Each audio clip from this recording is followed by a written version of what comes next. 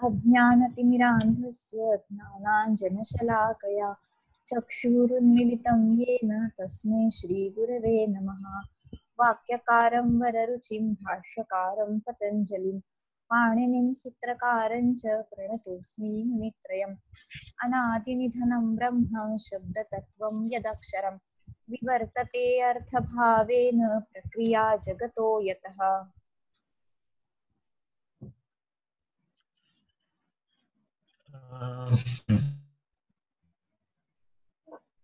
इदानीं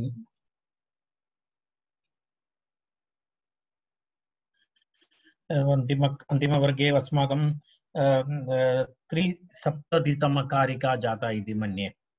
सत्यं वा? 370 पदेन वर्णा विद्यन्ते तज्जातम्। वर्णेषु अवयवान् च वाक्यात्पदानाम् अत्यन्तं प्रविवेको न कश्चन। एतावत्पर्यन्तम् अभवत् इति मन्ये। तर्हि तत्र वैयाकरणानां मतम् उपस्थापयति। उक्तवान् एकनिमेषः, पेज् नम्बर् 83।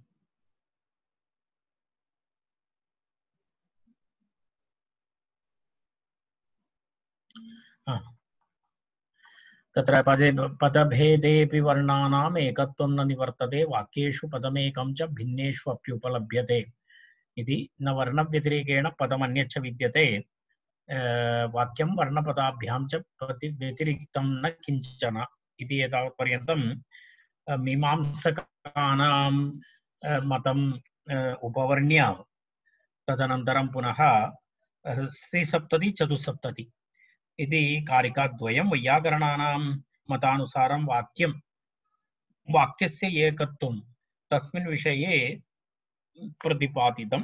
तत्र 370तमः श्लोकः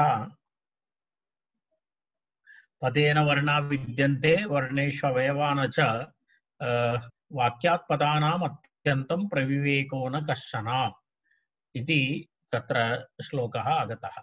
पदेन वर्णा विद्यन्ते वर्णेषु अवयवान् च वाक्यात् पदानाम् अत्यन्तं प्रविवेको न कश्चन। एषा कारिका तु अस्माभिः स्वीकृता। तदनन्तरं पुनः अग्रिमा कारिका अस्ति। तस्य विषयः अस्ति, एतमेव विषयम् अग्रे नयति। वाक्यस्फोटविषयकं तत्र अस्ति। शब्दः एकः अस्ति अथवा अनेकः अस्ति वा इति दर्शनभेदानुसारं तत्र मतभेदाः भवन्ति इति। अर्थात् शब्दः एकः अस्ति इति, अनन्तरं शब्दः अनेकम् अस्ति इति दर्शनभेदानुसारं तत्र मतभेदाः अपि प्रवर्तन्ते इति वक्तुं 74 चतुस्सप्ततितमा कारिका इदानीम् आरभते। द्वे अपि एकत्वनानात्वदर्शने अधिकृत्य शास्त्रे व्यवहारः, शास्त्रे उभयदापि व्यवहारः अस्ति। अर्थात् द्वे अपि एकत्वं शब्दैकत्वविषयेपि व्यवहारः प्रवृत्तः अस्ति, शब्दनानात्वेपि भिन्नं भिन्नं दर्शनम् आश्रित्य शब्द एकत्वविषयेपि शास्त्रं प्रवृत्तं, शब्दनानात्वविषयेपि शास्त्रं प्रवृत्तम् इति कथयितुम् एषा कारिका। तदेव तत्र अवतारिका। द्वे अपि एकत्वनानात्वदर्शने अधिकृत्य, अर्थात् शब्दैकत्वदर्शनं शब्दनानात्वदर्शनम् इति द्वे अपि एकत्वनानात्वदर्शने द्वे अधिकृत्य शास्त्रे व्यवहारः इत्याह। शास्त्रे तथा व्यवहारः प्रवर्तते इति तत्र आरम्भः। वयं पठामः। भिन्नं दर्शनमाश्रित्य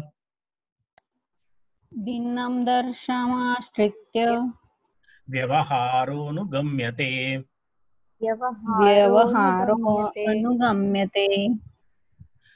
तत्र यन्मुख्यमेकेषां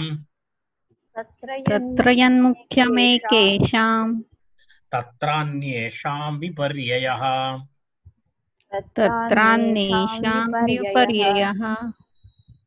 भिन्नं दर्शनमाश्रित्य भिन्नं भिन्नं दर्शनमाश्रित्य दर्शनमाश्रित्य व्यवहारोऽनुगम्यते व्यवहारोऽनुगम्यते त्रयन्मुख्यमेकेषाम् तत्र यन्मुख्यमेकेषां यन्मुख्यमेकेषाम् तत्रान्येषां विपर्ययः तत्रान्येषां विपर्ययः। एवं तत्र पदच्छेदः एवमस्ति। भिन्नं दर्शनम् आश्रित्य व्यवहारः अनुगम्यते इति अस्ति। भिन्नं दर्शनम् आश्रित्य व्यवहारः अनुगम्यते। तत्र यत् मुख्यम् एकेषां तत्र अन्येषां विपर्ययः इति अस्ति। तत्र अन्येषां विपर्ययः भिन्नं दर्शनम् आश्रित्य व्यवहारः अनुगम्यते। तत्र कथं भवति? तत्र यद् मुख्यम् एकेषां तत्र अन्येषां विपर्ययः मतभेदः अस्ति इत्यर्थः। तत्र पश्यतु, भिन्नं दर्शनम् आश्रित्य इति अन्वयः। भिन्नं दर्शनम् आश्रित्य अर्थात् भिन्नं दर्शनम् आश्रित्य इत्युक्ते शब्दानाम् एकत्वम् इति दर्शनं, शब्दानां नानात्वम् इति दर्शनं। तर्हि शब्द एकत्वं शब्द नानात्वम् उभयतापि व्यवहारः अनुगम्यते। भिन्नं दर्शनमिति शब्दानाम् एकत्वम् आश्रित्य, यथा हलोऽनन्तराः संयोगः इति सूत्रे ग्रामशब्दः अयं बहुअर्थः इति स्वरूपसूत्रे एकश्च शब्दः बहुअर्थः अक्षाः पादाः माशाः इति व्यवहारः अनुगम्यते, भाष्ये क्रियते। तत्र पश्यतु, तत्र शब्दानाम् एकत्वम् आश्रित्य हलोऽनन्तर संयोगः इति सूत्रे उक्तमस्ति। ग्रामशब्दः अयम् एकः बहुअर्थः भवति। स्वरूपसूत्रे एकश्च शब्दः बहुअर्थः इति प्रयोगः। तर्हि तत्र शब्दैकत्वविषये हलोऽनन्तर संयोगः इति सूत्रे शब्दैकत्वदर्शनम् आधारीकृत्य आचार्येण कथितमस्ति। स्वरूपं शब्दस्य न स्वरूपाणाम् एकशेष एकविभक्तौ इति स्वरूपसूत्रं नाम स्वरूपाणाम् एकशेष एकविभक्तौ इति सूत्रे भाष्ये तत्रापि एकत्वविषयम् अधिकृत्य दर्शनं प्रवृत्तमस्ति। तत्रापि शब्दैकत्वविषये आचार्यः प्रतिपादयति। तर्हि भिन्नम् इति एकं तत्र अस्ति। तदनन्तरं पुनः तत्र व्यवहारः अनुगम्यते इत्युक्तं भिन्नं दर्शनम् आश्रित्य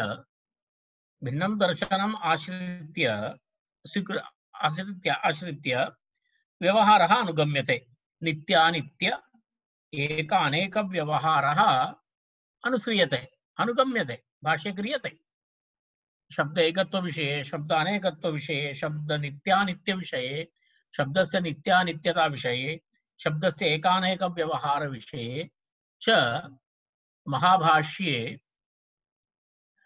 तथा चिन्तनं प्रवृत्तमस्ति इति व्यवहारः अनुगम्यते इत्यर्थः। तदेव तत्र भाष्ये क्रियते। शब्दानां नानात्वम् आश्रित्य तत्रैव संयोगसंज्ञासूत्रे हलोऽनन्तर संयोगः इति सूत्रे तद्यः सारण्यके एतत् मया पूर्वं प्रतिपादितं तद्यः सारण्यके ससमीपके सस्तण्डिलके वर्तते तस्य इदं ग्रहणम् इति भेदेन उपसंहारः क्रियते। अर्थात् संयोगसूत्रे भाष्ये आरम्भे शब्द एकत्व विषये प्रतिपादयति, तदनन्तरं पुनः अन्तिमसमये उपसंहार सन्दर्भे तत्र शब्दस्य भेदत्वमपि प्रतिपादयति। तर्हि तत्र उभयदापि प्रवृत्तिः अस्ति इति आशयः। शब्दस्य एकत्व विषये महाभाष्ये पस्पशान्निकेपि एवमस्ति। उभयदापि शब्दस्य प्रवृत्तिः इति तत्र उक्तं परन्तु तदनन्तरं वदति प्रायेण शब्दः नित्यः इति पाणिनिना उक्तम् इति तत्र पतञ्जलि पस्पशान्निके तु वयं द्रष्टुं शक्नुमः। तर्हि तत्र यस्मिन् विषये एकः पक्षः वदति एकत्वं मुख्यमिति वदन्ति चेत् तेषां कृते अन्यत् गौणमस्ति। तदेव तत्र पश्यतु, तत्र द्वयोः एकेषां यद् एकत्वं नानात्वं वा मुख्यं तत्र अन्येषां विपर्ययः, अन्येषां गौणं भवति। यदा यदा एकः पक्षः अस्ति तत्र ते शब्दस्य एकत्वम् अङ्गीकुर्वन्ति, तर्हि तेषां दृष्ट्या शब्दस्य नानात्वम् इति गौणं भवति। एकः पक्षः शब्दस्य नानात्वम् अङ्गीकुर्वन्ति तर्हि तेषां पक्षे तद् मुख्यं भवति, एकत्वम् इति गौणः भवति। शब्दः नित्यः इति मुख्यः अस्ति चेत् शब्दः अनित्यः इति गौणः भवति। शब्दः अनित्यः इति स्वीकरोति तर्हि शब्दः नित्यः इति गौणः। एवं तत्र द्वयोः एकेषां यदि एकत्वं नानात्वं वा मुख्यं तत्र अन्येषां विपर्ययः गौणमिति भावः। तत्र पश्यतु, एकत्ववादिनः शब्दनानात्वं, शब्दस्य नानात्वम्, औपचारिकं शब्दैकत्वं च मुख्यं मन्यन्ते। नानात्ववादिनः च शब्दैकत्वम् औपचारिकं शब्दनानात्वं च मुख्यं मन्यन्ते इति विवेकः। एतत् सर्वं भवतां व्याख्याने दृश्यते, व्याख्याने अस्ति एतत् सर्वम्। एतत् तत्र पश्यतु, एकत्ववादिनः किं चिन्तयन्ति? एकत्ववादिनां पक्षे एकत्ववादिनः शब्दनानात्वम् औपचारिकं शब्दैकत्वं च मुख्यत्वं मन्यन्ते। शब्दनानात्ववादिनः शब्दैकत्वम् औपचारिकं शब्दनानात्वं च मुख्यं मन्यन्ते इति विवेकः। तथा भवति एतेषां, तथा तेषां विवरणम् अस्ति इत्यर्थः। एकत्व तदेव तत्र यद् एकेषां मुख्यं तद् अन्येषां विपर्ययः इति कारिकायां। तत्र यद् मुख्यम् एकेषां तत्र अन्येषां विपर्ययः, तत्र अन्येषां गौणः सः एकैकपक्षः भिन्नः। तर्हि यस्य पक्षस्य यस्य एकत्ववादिनां पक्षे एकत्वं मुख्यं नानात्वं गौणं, नानात्ववादिनां पक्षे नानात्वं मुख्यम् एकत्वं गौणम् इति तेषां विपर्ययः भवति इति तत्र तदेव भिन्नं दर्शनम् आश्रित्य इति। वर्णं सत्यं, वर्णाः सत्यम् इति, पदवाक्यानि असत्यानि इति मीमांसा सिद्धान्ते ते अपि उक्तवन्तः। पदं सत्यम्, अन्य सर्वम् असत्यम् इति भिन्नदर्शनप्रकारः। वाक्यमेव सत्यमस्ति, अन्य सर्वं सत्यं नास्ति इति वैयाकरणानां मतं। वाक्यस्फोटमेव, अखण्डवाक्यस्फोटमेव परमप्रधानम् इति वैयाकरणानां मतं। वाक्यस्यैव शक्तिः अस्ति इति। तर्हि एतद् एकैक सिद्धान्तानुसारम् एवं परस्परभेदः भवति इत्याशयः। तावदेव तस्मिन् विषये वक्तव्यमस्ति। भिन्नं दर्शनम् आश्रित्य व्यवहारः अनुगम्यते। तत्र यद् मुख्यम् एकेषां तत्र अन्येषां विपर्ययः इति आचार्यः तद् उपस्थापयति। तावदेव एतस्मिन् विषये अत्यन्तः सरलः श्लोकः। तत्र बहु विवरणं करणीयमिति किमपि नास्ति तत्र। तर्हि पठित्वा अग्रे गच्छामः। भिन्नं दर्शनमाश्रित्य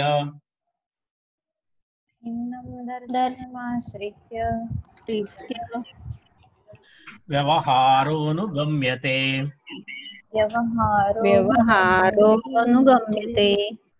तत्र यन्मुख्यमेकेषां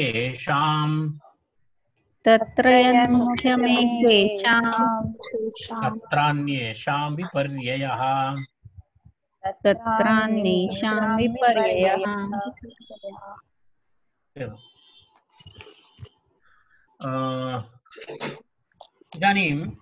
इदानीं सः विषयः तत्र कारिकाद्वयं, त्रिसप्तति चतुस्सप्तति च कारिके तत्र मीमांसा त्रिसप्तति वैयाकरणानां मतानुसारं तत्र प्रतिपादितं। तदनन्तरं पुनः पंचसप्तति षड्सप्तति सप्तसप्तति अग्रिमकारिकात्रयम् पंचसप्तति षड्सप्तति सप्तसप्तति स्फोटे प्राकृतध्वनिभेदस्य प्रतीति तस्मिन् विषये प्रतिपादयति। स्फोटे प्राकृतध्वनिभेदः तस्य प्रतीति इति विषयः अस्ति। इदानीम् इतः परं तदेव अधिकतया ध्वनिविषयकमेव चलति।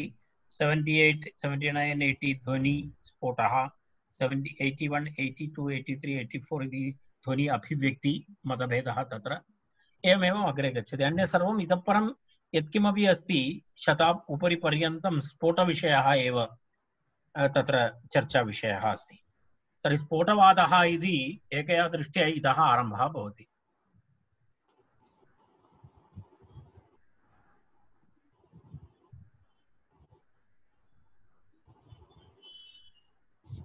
तत्र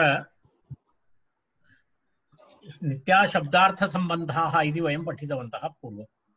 नित्याशब्दार्थसम्बन्धाः तत्राम्नाता महर्षिभिः इति कारिकां स्मरतु।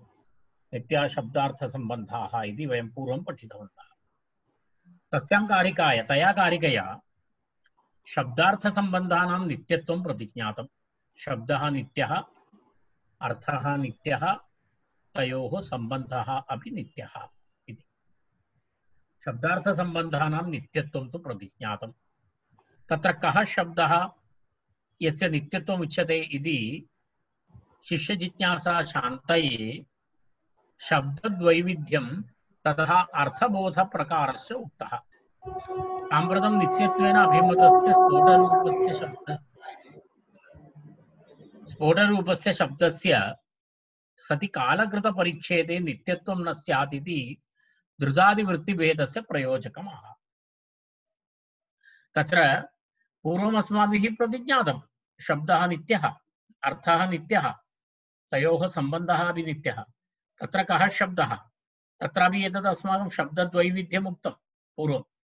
शब्दः, स्फोटः शब्दः इति, अनन्तरं वैखरी इति शब्दः इति, एतत् सर्वं वयं पूर्वं चर्चा व्याकरणशास्त्रस्य अष्टपदार्थीरूपमपि अस्माभिः प्रतिपादितं। तत्र अबोद्धारपदार्थाये ये चापि प्रतिपादकाः इति तत्र अष्टपदार्थीरूपस्य व्याकरणशरीरस्य विवरणमपि अस्माभिः कृतमासीत् इति एकवारं स्मरन्तु।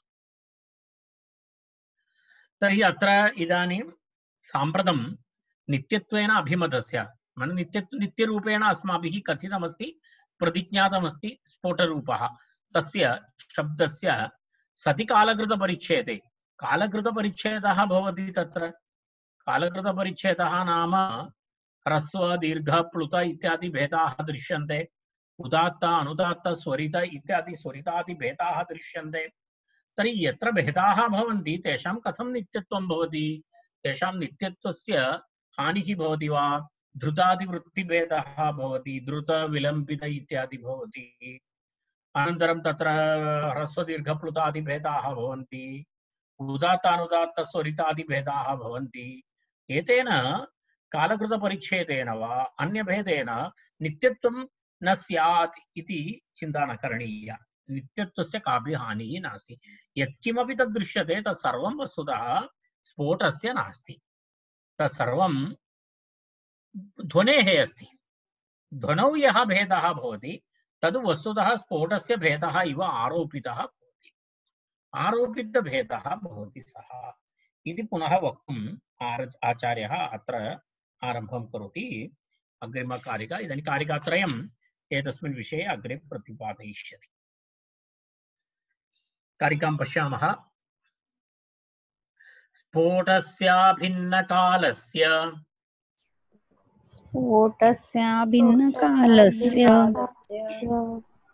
ध्वनिकालानुपातिनः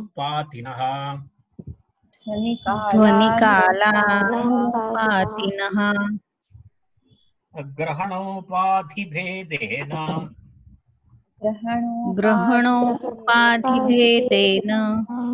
वृत्तिभेदं प्रचक्षते।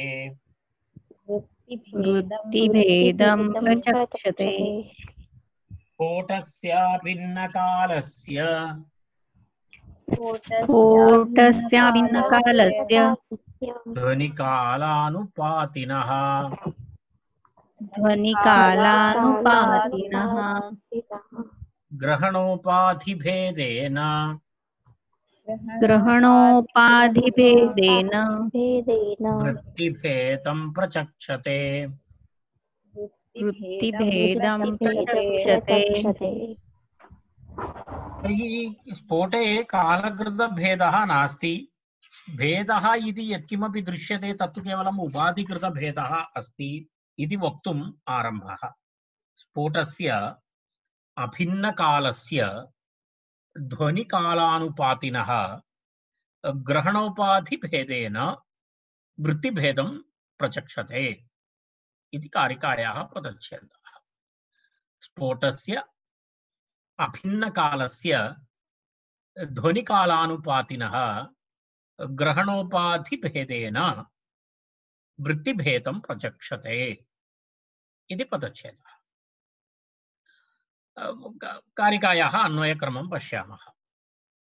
न भिन्नः अभिन्नः, न भिन्नः कालः अभिन्नकालः, अभिन्नकालस्य भिन्नकालरहितस्य कालभेदरहितस्य इत्यर्थः। अभिन्नकालस्य इत्युक्ते कालभेदः न भिन्नः कालः कालभेदः यस्य तस्य अभिन्नकालस्य अर्थात् यस्य कालभेदः नास्ति तस्य इत्यर्थः। अभिन्नकालस्य इत्युक्ते अभिन्नकालस्य अर्थात् एतस्य कालभेदः तु नास्ति एव, परन्तु किन्तु किन्तु इति अस्माभिः योजनीयं भवति। अभिन्नकालस्य किन्तु ध्वनिकालानुपातिनः, ध्वनिकालानुपातिनः इति अर्थात् यस्य स्फोटस्य व्यञ्जकरूपेण यः ध्वनिः भवति तस्य व्यञ्जकध्वनेः कालभेदः अस्ति। व्यञ्जकध्वनेः कालभेदः अस्ति। तत्र ह्रस्वदीर्घप्लुतभेदः भवति, उदात्त अनुदात्त स्वरितभेदः भवति। एतत् सर्वं कस्य भवति? व्यञ्जकध्वनेः भवति, न तु स्फोटस्य। तत्र कालभेदः अस्ति। कारण वयम् उच्चारणं कुर्मः तर्हि ह्रस्व दीर्घ प्लुत द्रुत विलम्बित उदात्त अनुदात्त स्वरित इत्यादि बहवः भेदाः सन्ति। तर्हि सः भेदः वस्तुतः ध्वनेः भेदः, न तु स्फोटस्य। कारण स्फोटः अभिन्नकालः, तस्य कालभेदः नास्ति। परन्तु किं भवति?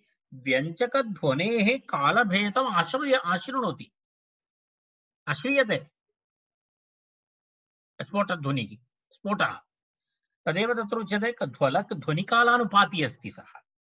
ध्वनिकालानुपाती अस्ति। ध्वनिकालानुपाती इत्युक्ते ध्वनिकालानुपाती तस्य ध्वनिकालम् अनुपतति, ध्वनिकालं तत्र अनुपतति इत्याशयः। अर्थात् कालिकयोगः नास्ति तस्य, तथापि ध्वनिकालं, ध्वनेः यः कालः भवति सः कालः कुत्र अनुपतति?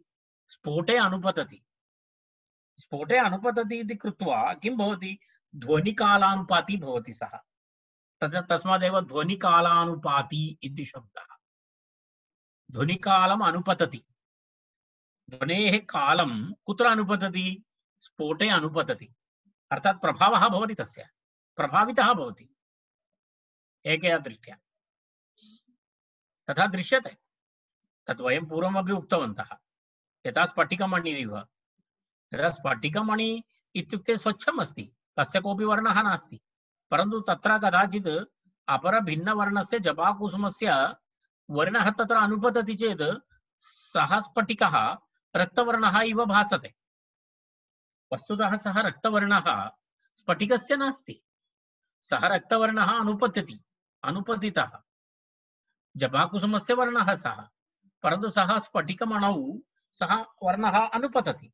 अनुपतति इति कृत्वा वर्णः स्फटिकः इव दृश्यते, रक्तवर्णः स्फटिकः इव दृश्यते। तर्हि रक्तवर्णत्वं स्फटिकस्य नास्ति। एवं स्फोटस्यापि कालभेदः नास्ति, परन्तु ध्वनेः यः कालः भवति सः कालः अनुपतति कस्य उपरि? स्फोटस्य उपरि। तेन कारणेन स्फोटः एकया दृष्ट्या ध्वनिकालानुपाती अस्ति। ध्वनिकालानुपाती अस्ति। तेन किन्तु ध्वनिकालानुपातिनः तत्र किं भवति? स्फोटस्य ग्रहणोपाधिभेदेन स्फोटस्य किं भवति? ध्वनिकालानुपातिनः स्फोटस्य इत्यस्य विशेषणमस्ति एतद्द्वयं। स्फोटस्य विशेषणमस्ति किं किम्? अभिन्नकालस्य स्फोटस्य, ध्वनिकालानुपातिनः स्फोटस्य इति शब्दद्वयं स्फोटस्य विशेषणशब्दौ। किं किम्? अभिन्नकालस्य ध्वनिकालानुपातिनः स्फोटस्य इति अस्ति।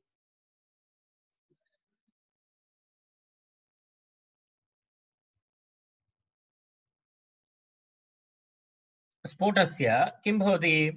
ग्रहणोपाधिभेदेन ग्रहणं, तस्य ग्रहणं भवति। गृह्यते अनेन इति ग्रहणं। गृह्यते अनेन इति ग्रहणं। ग्रहणं नाम बुद्धि, अथवा ग्रहण उपाधि नाम व्यञ्जकीभूतः ध्वनिः। स्फोटस्य व्यञ्जकीभूतः ध्वनिः, तदेव ग्रहण उपाधि। स्फोटग्रहणं, स्फोटग्रहणस्य उपाधि किं भवति? स्फोटग्रहणस्य उपाधि नाम ध्वनिः। स्फोटग्रहणस्य उपाधि नाम ध्वनिः। स्फोटग्रहणं कथं भवति? ध्वनिना भवति। ध्वनिना भवति। तेन कारणेन स्पष्टं किं? ग्रहणोपाधिभेदः। ग्रहणस्य ग्रहणोपाधि नाम ध्वनि। कस्य ग्रहणोपाधि? स्फोटस्य। कीदृशस्य स्फोटस्य? ध्वनिकालानुपातिनः अभिन्नकालस्य। अभिन्नकालस्य ध्वनिकालानुपातिनः स्फोटस्य ग्रहणोपाधिभेदेन किं भवति? अर्थात् शब्दस्य ग्रहणोपाधि ध्वनि, तस्य ध्वनेः यः भेदः भवति तन्निमित्तीकृत्य, तं भेदं निमित्तीकृत्य किं भवति? वृत्तिभेदम् अस्ति इति प्रचक्षते। वृत्तिभेदम् अस्ति इति प्रचक्षते। प्रचक्षते इत्युक्ते एवं कथयन्ति। ग्रहण वृत्तिभेदं, वृत्ति इत्युक्ते भिन्न भिन्न वृत्ति। ह्रस्ववृत्ति, दीर्घवृत्ति, प्लुतवृत्ति, द्रुतावृत्ति, मध्यमा, विलम्बिता, एवमेवं वृत्तयः। ध्वनेः एते सर्वे वृत्तयः। ह्रस्व, दीर्घ, प्लुत, तद्विहाय पुनः किमस्ति? ह्रस्व दीर्घ प्लुत इति एकं भवति। तद्विहाय द्रुत, मध्यमा, विलम्बित। केचन द्रुतकालेन वदन्ति, वेगेन वदन्ति। केचन मध्यमकालेन वदन्ति, मन्दं वदन्ति। केचन विलम्बितं वदन्ति। विलम्बितं नाम बहु अत्यन्तं मन्दं, बहु कालं स्वीकृत्य वदन्ति विलम्बितम् इति। पाणिनीयशिक्षायाम् एतस्मिन् विषये विवरणमस्ति।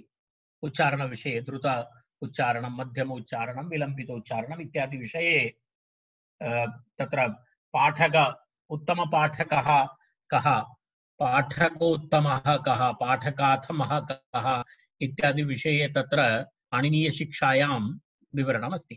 तत्र द्रुत, मध्यम, विलम्ब इत्यादि सर्व उच्चारणप्रकाराणां विषये तत्र विवरणमस्ति। एते सर्वे शब्दाः शिक्षाग्रन्थेभ्यः आगताः शब्दाः। ह्रस्व, दीर्घ, प्लुत, द्रुत, मध्यम, विलम्बित, सर्वे विषयाः वस्तुतः उच्चारणसम्बन्धी विषयाः। एते वृत्तिभेदः। तर्हि स्फोटस्य वस्तुतः सः अभिन्नकालः, परन्तु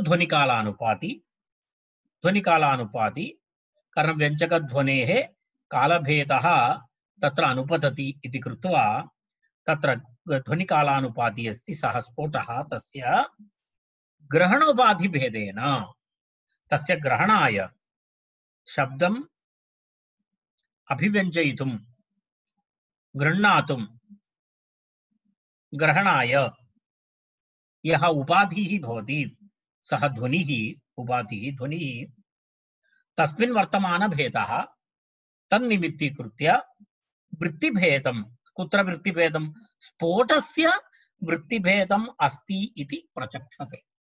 वस्तुतः सत्यं नास्ति, परन्तु स्फोटस्य वृत्तिभेदम् अस्ति इति प्रचक्षते इति दृश्यते। किमर्थं? तद् वस्तुतः तस्य नास्ति अस्ति इति शब्दस्य प्रयोगः किमर्थम्? इति शब्दस्य प्रयोगः अत्र अस्ति इति अस्माभिः योजनीयं भवति। अस्ति इति प्रचक्षते, वस्तुतः नास्ति, वस्तुतः नास्ति, अस्ति इति तथा दृश्यते इति उच्यते।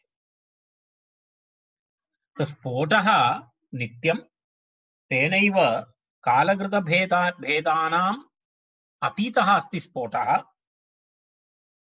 परन्तु स्फोटप्रकाशकस्य ध्वनेः ह्रस्वादिभेदाः द्रुतादिभेदाः अपि सन्ति। ध्वनेः यः वर्णः भवति, ध्वनेः यः वर्णाः भवन्ति, ते सर्वे तान् स्वीकृत्य स्फोटः भासते। इति कारणेन ध्वनिकृतभेदाः स्फोटस्य इति भ्रमः भवति। ध्वनिकृतभेदाः स्फोटस्य भेदाः इति भ्रमः भवति। वस्तुतस्तु तथा नास्ति। यदा तपरस्तत्कालस्य इति सूत्रं, तपरस्तत्कालस्य इति सूत्रे एकं वाक्यमस्ति, यथा भेर्याहन्ता भेरीम् आहत्य कश्चित् 20 पदानि गच्छति, कश्चित् 30, कश्चित् 40, स्फोटः तावानेव इति तत्र कश्चन विवरणं तत्र यथा भेर्याहन्ता भेरीमाहत्य, भवतां पुस्तके अस्ति विवरणे।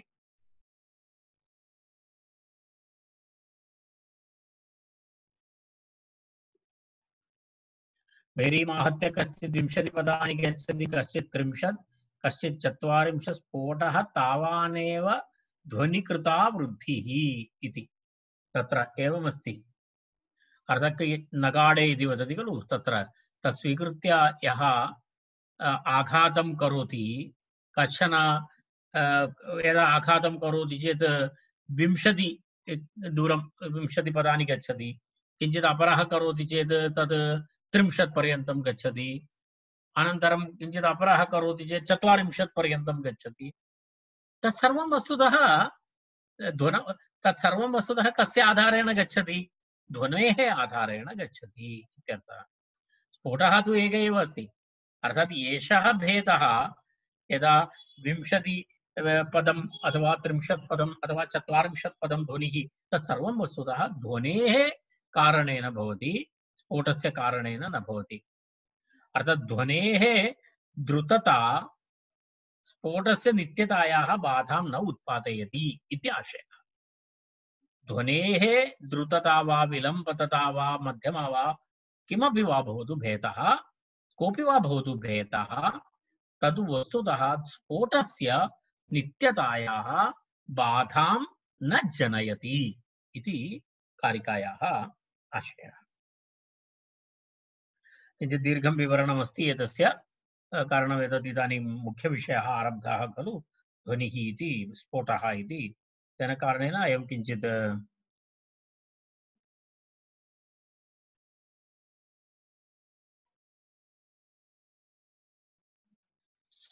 तावदेव अस्ति एतस्मिन् विषये।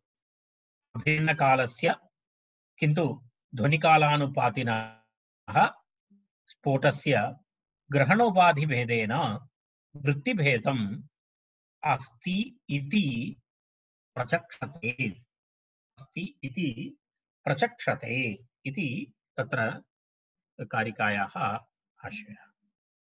अभिन्नकालस्य किन्तु ध्वनिकालानुपातिनः स्फोटस्य ग्रहणोपाधिभेदेन वृत्तिभेदम् अस्ति इति प्रचक्षते इति श्लोकस्य अन्वयः।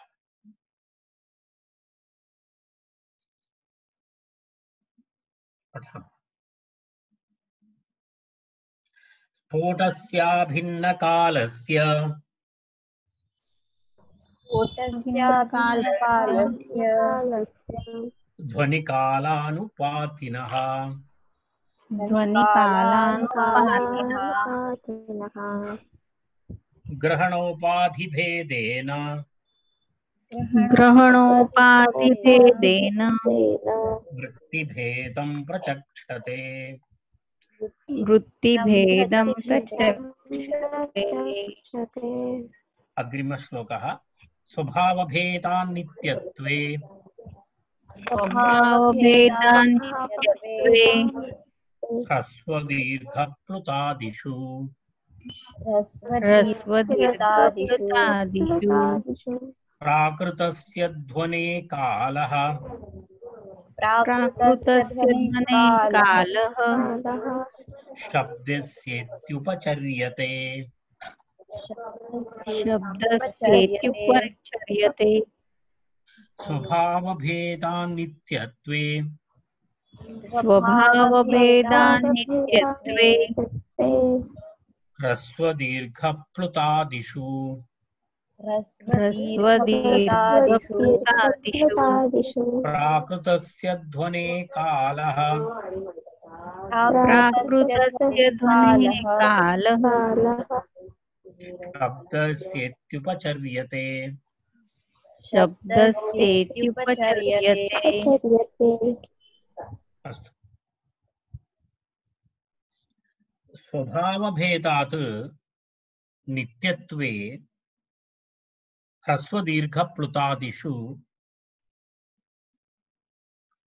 प्राकृतस्य ध्वनेः कालः शब्दस्य इति उपचर्यते इति तत्र पदच्छेदः।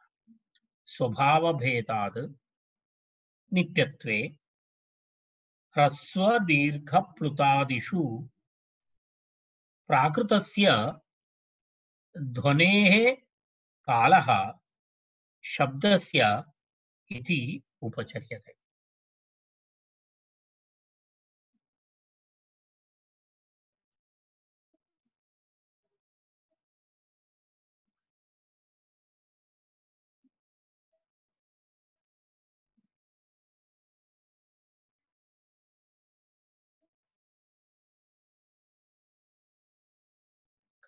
तत्र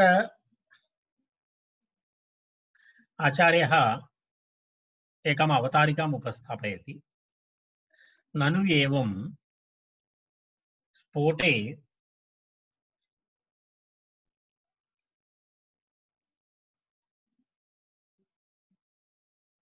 स्वतः कालकृतभेदाभावेऽपि स्फोटे तु पूर्वमेव अस्माभिः उक्तं कालकृतभेदः तु नास्ति। कालकृतभेदाभावे अपि ध्वनिकृतकालभेदेन ध्वनौ कालभेदः अस्ति।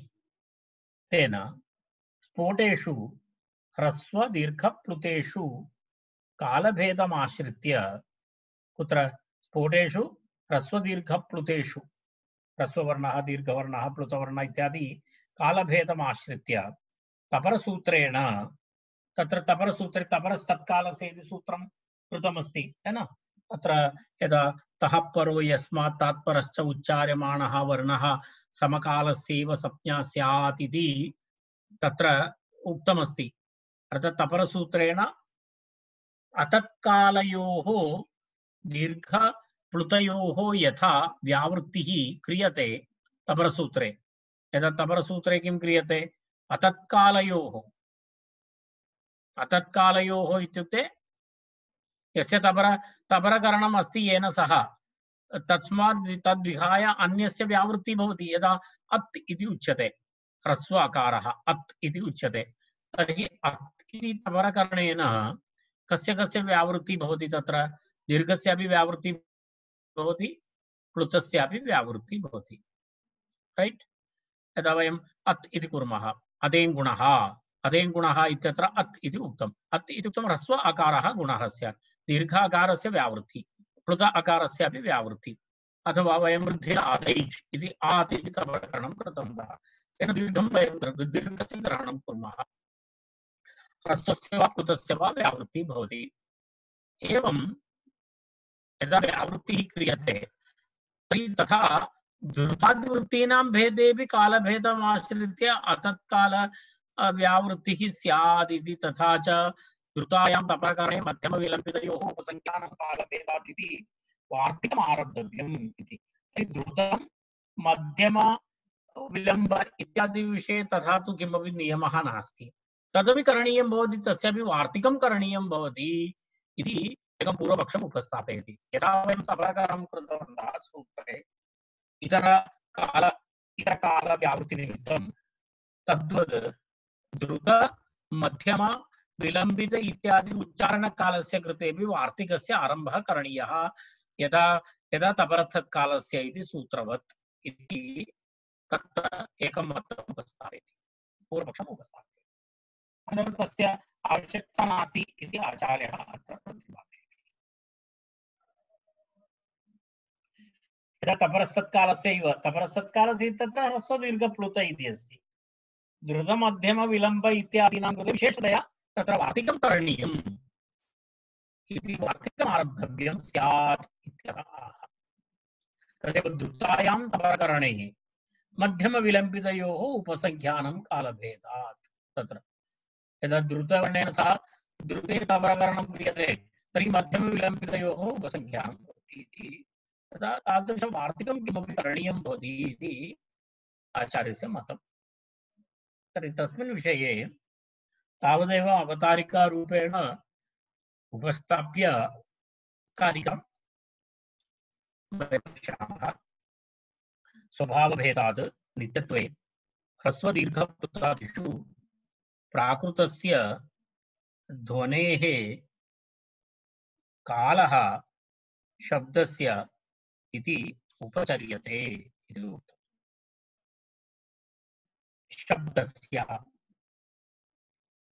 शब्दस्य नित्यत्वे,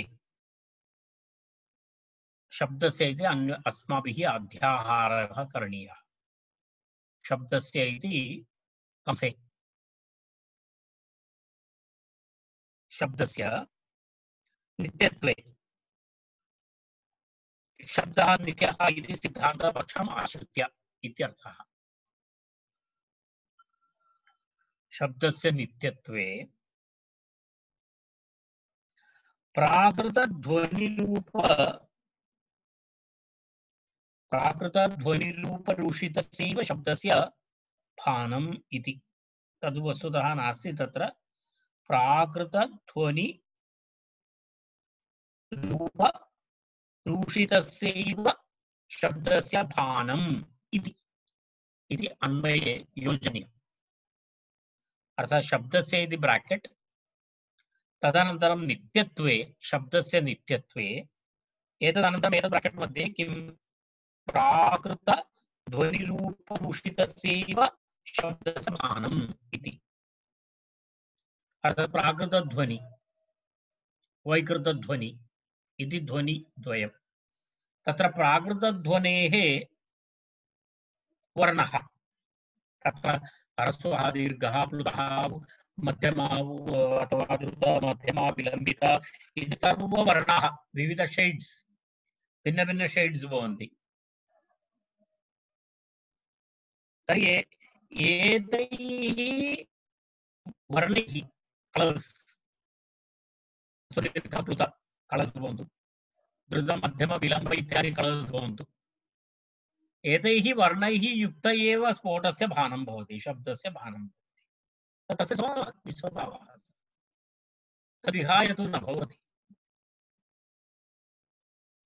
तस्मादेव प्राकृतध्वनिरूपरूषितस्यैव शब्दस्य भानम् इति उच्यते।